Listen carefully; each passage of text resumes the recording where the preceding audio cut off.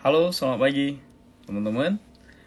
Banyak sekali yang berpendapat tentang apa itu novum, ya. Jadi mari kita dengar penjelasan dari Pak Oto Hasibuan, karena masih ada yang berpendapat novum itu adalah bukti yang berkaitan.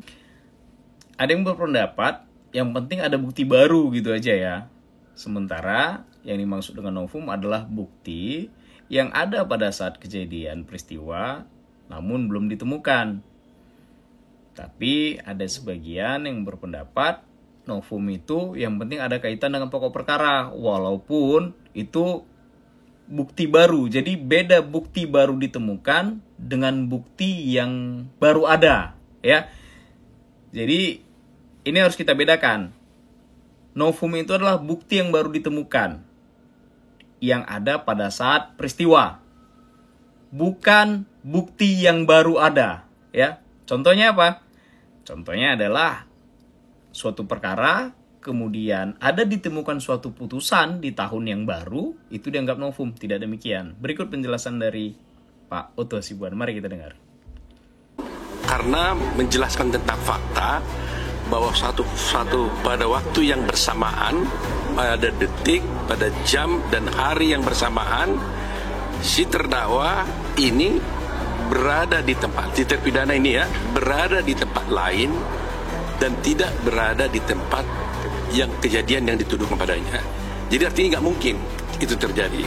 Itu alibi yang sangat kuat sekali. Nah, apa kaitannya dengan PK? Kan ada orang mengatakan, oh ini nggak novum.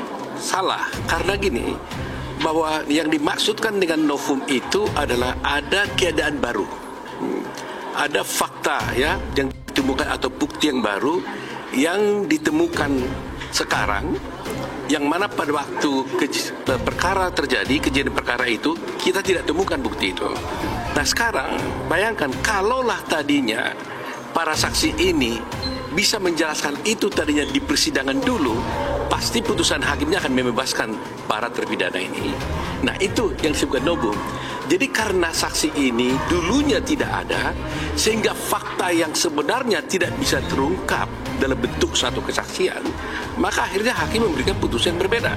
Tapi dengan adanya kesaksian daripada saksi-saksi tadi ini, baik saksi yang terutama yang belum pernah diperiksa di berita acara di persidangan dulu, maka itu adalah menunjukkan keadaan yang baru, menjelaskan bahwa pada waktu itu sebenarnya ternyata para terpidana ini tidak berada di tempat kejadian tetapi di tempat yang lain. Nah ini adalah suatu alibi ya yang sangat kuat, yang tidak terbantahkan, nggak bisa dibantahkan. Bagaimana mungkin pada waktu bersamaan, pada detik, jam, hari yang tahun yang sama, dia berada di tempat lain, tetapi dia dituduh berada di tempat kejadian perkara. Itu penjelasan kami. Pertama, ada novum, keadaan baru. Kedua, ada kehilafan hakim. Terus ketiga, ada pertentangan putusan hakim satu sama lain. Nah, hal seperti ini kan boleh dikatakan berarti hakim pada waktu itu adalah khilaf. Dia khilaf, melakukan kehilafan di dalam menerapkan hukum. Fakta-fakta yang sebenarnya dia kesampingkan, ya seharusnya dia harus pertimbangkan dan dia harus lihat sebenarnya apakah kesaksian ini bersesuaian satu dengan yang lain dan bersesuaian nggak dengan bukti-bukti yang lain. Padahal kalau dia kaitkan ini, dia hubungkan antara keterangan saksi ini dengan bukti-bukti yang ada, dihubungkan dengan saksi-saksi yang lain, jelas sekali bahwa memang benar-benar mereka ini tidak melakukan perbuatan pidana itu. Itu poin. Nah, ini juga salah satu alasan kami untuk mengajukan PK, di mana bahwa hakim telah melakukan kehilafan di dalam menerapkan hukum dalam perkara ini. Di samping novum yang sudah kami sampaikan dan di samping adanya putusan-putusan hakim yang bertentangan satu sama lain. Saya bermaksud nanti untuk mengajukan usulan kepada hakim bahwa daripada kita mereka-reka menduga-duga, saya akan meminta kalau boleh persidangan dilakukan sekali saja di tempat kejadian, sehingga bisa tahu dari mana SMP 1 itu langsung ke flyover berapa jaraknya, sehingga secara faktual nanti hakim bisa mencatat bahwa mungkin nggak dari tempat kejadian itu sudah dipukuli kemudian mayatnya dibawa ke flyover. bagaimana caranya? Jadi kalau itu dilakukan dalam pemeriksaan setempat, itu akan lebih jelas. Tidak lagi hanya mereka-reka. Coba kalau keterangan tadi saksi, dia menerangkan hanya 100 meter. Tetapi diakuinya, 100 meter seagak itu pendek atau tidak jauh karena hanya saya sering naik motor. Padahal fakta yang sebenarnya itu hampir 1 kilometer lebih. Nah, kalau ini tidak dilihat langsung oleh majelis hakim, saya khawatir hakim tidak bisa mencatat dengan benar apa fakta yang terjadi.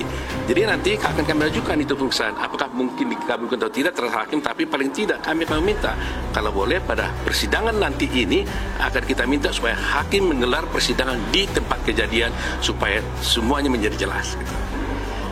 Ya, dan bagaimanapun tujuannya kalau Rudiana mau volunteer, mau bersaksi di pengadilan ini, kami dengan senang hati kalau ini mau datang.